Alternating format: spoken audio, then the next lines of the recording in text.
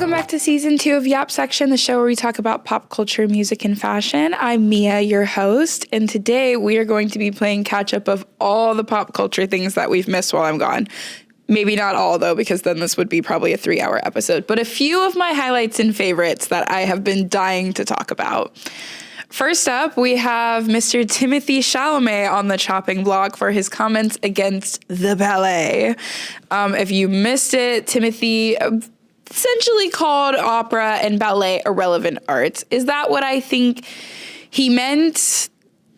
The world may never know, but it's what he said, and the internet has taken it and ran with it so far, with all kinds of different opinions on either, how dare he, to how does ballet and opera need to change and evolve to join us in being as relevant as like music and film are in today's society in terms of pop culture.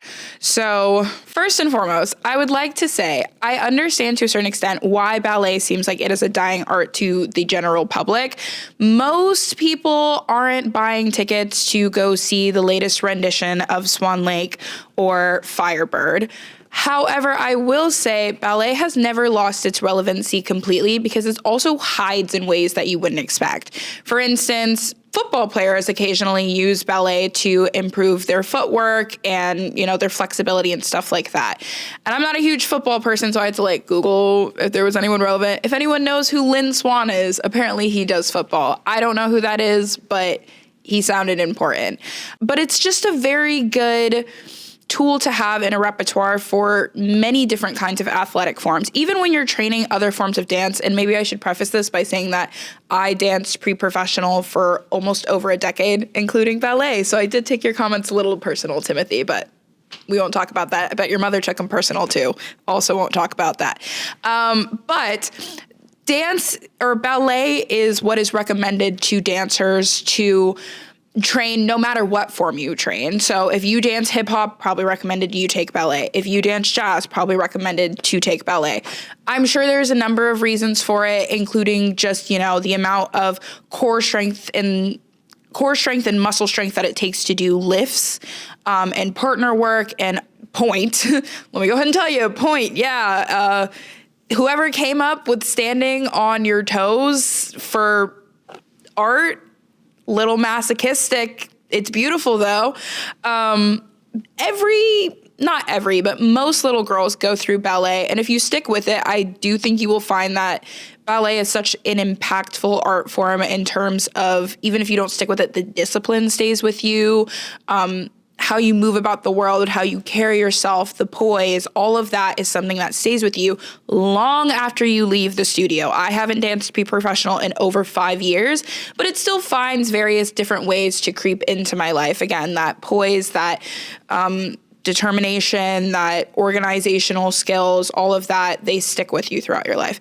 So I have to say, I also just think it's very interesting that he chose two art forms predominantly dominated by women to shit on. And I'm not even saying he did that intentional. I'm not going to sit here and be like, Timothée Chalamet is a misogynist and how dare he, and he needs to be canceled. But there is always implicit bias or things that pop out unexpectedly. And it is very interesting that whether or not he was cognizant of it, he did choose two art forms that are predominantly dominated by women to take a dump on. And it cost him greatly. At the end of the day, all artists are in this together. We are all fighting to make it somehow, some way. And so to know that struggle, and still kind of choose to say those words, I can see why people got so upset and angry about the entire situation. So Timmy Tim, put on a pair of point shoes. Maybe your next movie, you can be a ballet lead and we will maybe forgive you. Or maybe you've already been punished enough because Misty Copeland basically did spit on your face doing Firebird on the stage for Sinners at the Oscars after you invited her to be part of the Marty Supreme campaign. That wasn't all for Timothée Chalamet. Firebird is a very historical ballet tied to Dance Theater of Harlem, a historically black dance theater company. But it was an added little cherry on top to a fuck you against Timothée Chalamet. What can we say? Season 2. So what's changed? First of all, my background. That has done a little shift, and I'm liking the new vibe. Additionally, I think we are always going to be here to talk about pop culture and music and fashion and all that, but we might be doing some little recurring segments. We previously did a short list of some of my favorite things in pop culture happening right now. We are definitely going to be bringing that back. We have a little segment called the Trend Autopsy coming, which you guys will hopefully get to see very soon. We are very excited to have some special guests coming on soon for me to have someone to yap with instead of just yapping directly to you guys. Also, we will hopefully be coming out there to see what you guys want to yap about or what you could yap about for hours. So look out for me and have your little spiel ready for what you can stand on your high horse about. Next up, I have been dying to talk about Zara collaborating with two high fashion designers. Zara is really trying to elevate herself to the next level of the game. So she has partnerships coming out with John Galliano and Willy Chavarria. And something that I find very interesting about this is it's definitely a way to try and elevate their brand, but they're also incorporating like an environmentally friendly sustainability aspect to this. So Willy Chavarria has been known for his sustainable impact in fashion. Some of the polyester shit that the other high fashion houses have been putting out, he's never really indulged in that, which does make it curious as to why he would pick Zara as a partner. But I did a little bit of research, and it seems like Zara is really trying to elevate their sustainability game. Of course, this is kind of counterintuitive considering the fact that they are fast fashion, and at the end of the day, I don't know how eco-friendly you can get as a fast fashion brand, but the girls are trying. I will give them that. So some of the sustainability practices that Zara, Spanish retailer, not Larson, is incorporating is that they are starting to do more upcycling. So the collection with John Galliano is going to be kind of using like dead stock or things that weren't sold to remake them into something totally new and put back out on the market. They also have been using a new fabric called, need to check the notes, sorry. Infina cotton, which is apparently made from a whole bunch of like textile waste. And we know this is legit because Patagonia is paired with them. And Patagonia, that girl, she don't play about her sustainability shit. So it's interesting to see that Zara and Patagonia have something in common. And I feel like that's a good sign for Zara. They also had a goal to like reduce their water waste and general waste usage. And they almost completed, if not actually completed the goal, because the goal was set for 2025. The numbers I found were from 2020 to 2024, and that was reduced by 22%. The goal was like 25%, but sounded like they were going to make it. But it is bringing up a lot of questions for me, this high fashion X fast fashion collaboration, because they're not the first to do it. There was a collection 2-3 years ago also of Mugler partnering with H&M. And you're kind of thinking to yourself, usually the high fashion girls, they're looking down a lot. They're like, we're not like the fast fashion girls. And yet these collaborations seem to be becoming more and more. Gap and Sandy Liang as well. And if anyone from that team sees that, please, I still want those clothes so bad. But I think it brings up the question of why. And I think there's a few different reasons of why. First and foremost, the economy in the toilet, affordability. Not many people can afford to purchase Sandy Liang, John Galliano, Willy Chavarria, out the pocket. We just can't. So I think this is their way of expanding their reach and still getting their check, even if it means doing this. Maybe there is no other better option to fill their pockets. Something else that has become a large topic of discussion with these high fashion designers as well is wearability. So if you go through some of the high fashion designer collections, you're going to look at them and you're going to say, wow, that's really cool. That's really beautiful. Who the fuck is wearing that? Even, I believe it was Jean-Paul Gaultier's last collection.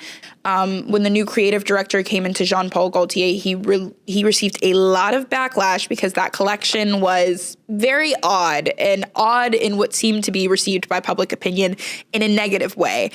And one of the items that stands out immediately to mind is he had these hairy chest body suit things.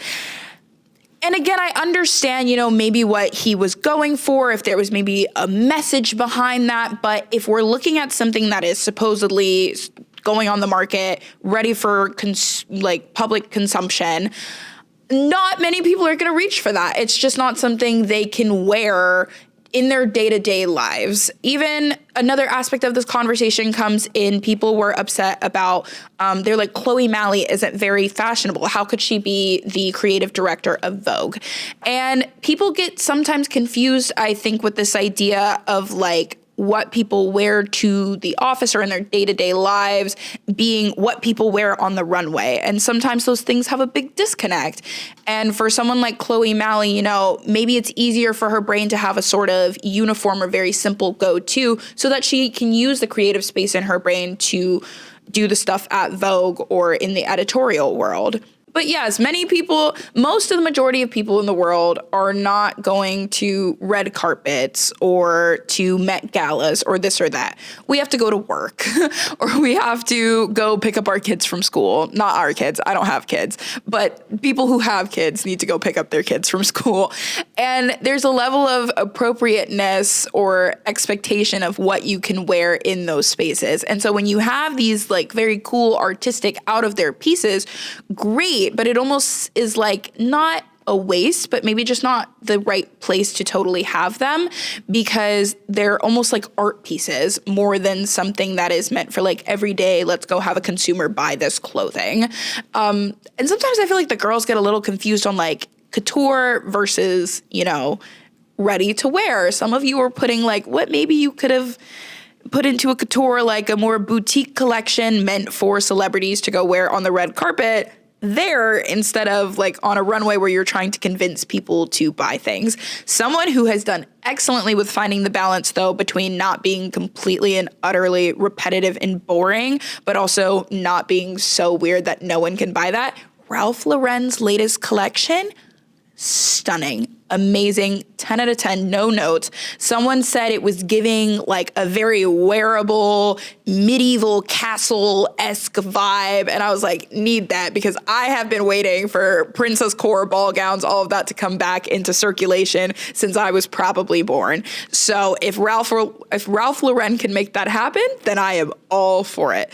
But they had an excellent collection of things that were interesting to look at and unique. It didn't look like everything else on the market, but also if someone wore that to their corporate job at the office, to go pick up their kids from school, to go to family dinner, they wouldn't be getting like the biggest side eye in the world of like, what the fuck are you wearing right now? All in all, though, I think it does make sense for these high fashion designers to try and branch out into more wearable clothing, as it seems their runway collections keep moving farther away from that. And I hope, especially in terms of Zara, that like Zara doing all these sustainability efforts sets a trend for some of the other fast fashion to like middle-ish retailers. Even the upcycling thing, I would love to see that become a mainstream common idea in fashion because fashion is such a wasteful industry and it's been a problem for years that people try to figure out how to address. And it's not necessarily that the answers were never there. It's just many of the companies weren't willing to put in the effort to do them. And so I think having someone like Zara that is kind of in the middle of these high fashion houses and fast fashion, setting that example hopefully means that we will be seeing other retailers to follow soon. And lastly, we're going to be talking about everyone's favorite redhead, Miss Chappell Roan, and her rights to privacy, as it were. If you didn't see, recently Chappell Roan got into some hot water after an international footballer, or for the Americans, soccer player, came forward and said that his daughter had been approached by a bodyguard of Chappell Roan's, like kind of reprimanding her to stay away from her after the little girl had allegedly like walked by Chappell's table, hadn't said anything, didn't do anything, just kind of like glanced and came back. There's been a lot of discourse on this, mainly by discourse, I mean hatred towards Chappell Roan, and I would like to give my little 2 cents on it. First of all, I think the entire conversation around like rights to privacy, in a general sense, this situation aside, Chappell has received so much backlash for kind of saying like she doesn't owe fans any photos or this or that, or doesn't want to be approached on the street when people recognize her. And I have to say, I 100% agree. And there's this entitlement to people who say like, oh, well, she made music. She became a pop star. What did she think was going to happen? This is part of the job. I don't know if that necessarily makes sense, because at the end of the day, what if she just wanted to make music? What if she just wanted to enjoy that process and the creativity and performing that comes with that role, but not necessarily, the quote unquote fame of it all? Because fame has two sides, you know what I mean? Like maybe to her, fame, like being big, meant that she could write Good Luck Babe and help some other, closeted girl in Wichita feel seen about her sexuality. Maybe that's what a wider scale for her meant in terms of her music. It didn't necessarily mean, the glamour and the paparazzi and the carpets and all this. I think that's just an assumption people make when people go into a creative industry, is that that's what the end goal is. But if that was the end goal, like so many people wouldn't stick it out. You know what I mean? Like to really be an artist, you have to be committed to your passion. You have to love what you do, because at the beginning of it, you're going to eat shit. And trust me, I should know. You are going to be doing all of the grunt work and terrible things, and you need that reason, that touchstone to come back to of why you do that shit every single day. Even, Lizzo, before she hit it big, if you hear anything about her story, she's talking about living out of her car and being houseless and all these, troubles that she faced. Why would, I'm not going to say why would anybody do that for fame, but I feel so many other people would have just called it quits at that point if they didn't have the passion and drive to keep with it. Because what the fuck do you mean I'm homeless because I like to sing? Instead of just going and getting a 9-to-5 corporate job, that would probably kill my soul. But all of this to say, there's also an added layer to this of entitlement to her personal space and her safety, because the thing is, not so many, but it's not an uncommon occurrence for fans or stalkers to do crazy shit when they meet the celebrity. And for some, it's even led to their death. Christina Grimmie is a well-known case of someone who got too close and she lost her life because of it. Even thinking about Ariana Grande has now had 2 incidents where they've been very scary. One was that guy who broke through all of her security and everything on the red carpet and rushed her. What if he had a knife? What if he had a gun, a taser, literally anything that could have been there to harm her? She doesn't know this man. She doesn't know anything about him. If a stranger rushed at you on the street, what the fuck are you gonna do? You're gonna freak out. And this expectation that celebrities should just be calm and put up with it is crazy, because then you're asking them to ignore basic human survival instinct at the end of the day. Also, if you want to have another reason of maybe why Chappell Roan is so adamant about her security and her privacy, speaking of Ariana Grande, there was a guy who recently got invited over to Ariana Grande's house, allegedly a friend of her brother Frankie's, and he was there to watch Drag Race, and instead of watching RuPaul, he decided to watch Ariana and take out his camera and sneakily record her walking around her house and watching TV, just doing these everyday mundane things that she thought she had a right to do in the privacy of her own home. And luckily nothing scandalous happened on that video. But he's weird. You're weird for that. Why would you do that? Why would you take this opportunity of being invited into someone's home and completely just violate their right to privacy? And I can answer why, because then he proceeded to obviously post those clips, which is why everyone was talking about them. And then when people called him out for being a weirdo, he doubled down, got on live, was like, I don't care. Give me hate. He wanted clout. That's why. At the end of the day, this person she had invited into her home decided that clout was worth a violation to her privacy. Now, Chappell herself has come on to say that either this didn't happen or the bodyguard acted she didn't ask the bodyguard to do it. It is possible that the bodyguard decided to take it upon himself to go and do that for Chappell's safety. But I'm not going to say, give her some wiggle room and leeway here. I mean, if she did that, she took it a little bit far to go after like a child and be like, leave me alone for a child who didn't even bother her. But also, people like to lie. Or I'm not saying the footballer is lying, but also maybe the sequence of events isn't quite what we thought it was. Again, maybe the bodyguard was acting without Chapel Roan's say-so, which is a possibility. And yet that bodyguard isn't the one getting all the hate. Chapel is. I try to hold a lot of grace and empathy for women, especially in the public eye, because there is just such a lot of bullshit that comes with it. I don't really know a more eloquent way to say that, between comments on appearance to, men violating rights of privacy. Even Keke Palmer recently had to deal with a man trying to propose to her on stage, and he had this very scary look in his eye, being like, she wants to say yes, she wants to say yes, she wants to say yes. She didn't want to say yes, but he was so convinced and so felt he had this entitlement to marry Keke Palmer that he interrupted this entire conference or wherever she was at to go through with this stunt. And I could go on and on and on and list a number of times that this has happened to female celebrities. And I'm not going to say it doesn't happen to male celebrities. Again, this is a part of being a celebrity, but I don't think it is a part of being a celebrity that should be normalized. I think it should be what Chapel Roan has been trying to do, which is denormalize it. Let's talk about it. Let's talk about how weird it is to treat strangers the way that we treat celebrities. No, I was right. Treat strangers the way that we treat celebrities. You would never act like that with a complete and utter stranger. And that's not to say, some celebrities don't mind it. It's a case-to-case basis. But I think always at the end of the day, remember, you're not entitled to anything of another person. That's my take on it. And don't forget to like, comment, and subscribe on Instagram, TikTok, and YouTube. Bye.